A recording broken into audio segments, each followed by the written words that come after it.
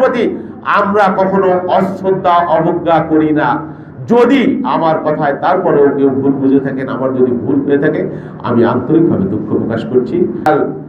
আমি গিয়েছিলাম মানিকদা ইউনিয়নের এসি একাডেমির একটা ক্রীড়া প্রতিযোগিতায়। বাচ্চারা সেখানে নানান ধরনের শারীরিক ক্রীড়াশৈলী, গান, তারপরে সুন্দর সুন্দর কর্মসূচি ডিসপ্লে প্রদর্শন করেছে, খেলাধুলা প্রদর্শন করেছে, ক্রীড়া প্রতিযোগিতার পুরস্কার বিতরণে। সেখানে আমি একটি বক্তব্য দিয়েছি।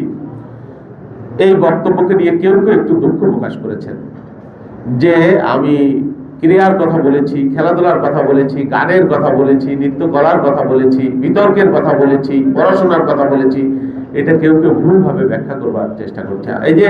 এইগুলো কিন্তু আমি বলেছি যে আমাদের জারি, সারি, ভাটিয়ালি, আমাদের দাঁড়িয়াবাদা, ফুটবল, আমাদের ক্রীড়া, আমাদের গান, আমাদের কাওয়ালি, এগুলো আমাদের হাজার বছরের সংস্কৃতির ঐতিহ্য, হাজার বছরের।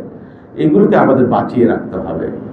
হ্যাঁ, নিশ্চয়ই কেউ যারা ধর্ম পালন করতে চায়, আমাদের এখানে ধর্মপ্রাণ এলাকার মানুষ, আমি নিজেও একটা মুসলিম পরিবারের সদস্য, এবং আমি চেষ্টা করি আলেম ওলামা, ধর্ম কর্ম, মুসলমানদেরকে যথাযথভাবে সম্মান করবার জন্য। নিজের সবটুকু পারি ধর্ম আমল করবার জন্য, এমন না।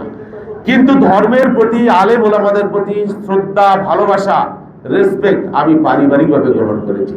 আমি এই শিক্ষা গ্রহণ করি নাই। কিন্তু ইদানিং আমরা দেখি যে ধর্মের নামে একটি রাজনৈতিক দল ধর্মকে ইজারা নিয়েছে। সেই বিষয়টা আমি ইঙ্গিত করতে গিয়ে আমি বলেছি যে এটা আমরা এটা করব। আমাদের ধর্ম, নাচ গান, আমরা যেমন আমাদের ওয়াজ শুনবো, আমরা আমাদের কীর্তন শুনবো।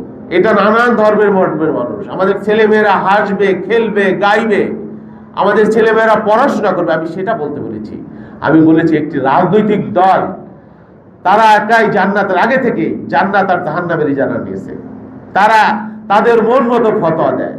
একবার তারা শরিয়া রাষ্ট্র চায়, আবার বিদেশিদের সাথে যখন মিটিং করে তখন বলে না, আমরা শরিয়া রাষ্ট্র চাই না। আমি জানি না, আমরা তো ইসলামী রাজনীতি করি না, আমাদের হয়তো ব্যত্যয় হতে পারে, আমাদের ভুল হতে পারে। শরিয়া রাষ্ট্র হলে ভালো হতো, ইসলামী রাষ্ট্র হলে। কিন্তু আমরা গণতান্ত্রিক ব্যবস্থার রাজনীতি করি, কিন্তু ধর্মের প্রতি আমরা কখনো অশ্রদ্ধা অবজ্ঞা করি না। যদি আমার কথায় তারপরেও কেউ ভুল বুঝে থাকেন, আমার যদি ভুল হয়ে থাকে, আমি আন্তরিকভাবে দুঃখ প্রকাশ করছি। আপনারা বুঝবেন, নিশ্চয়ই ক্ষমা করবেন, মাফ করবেন।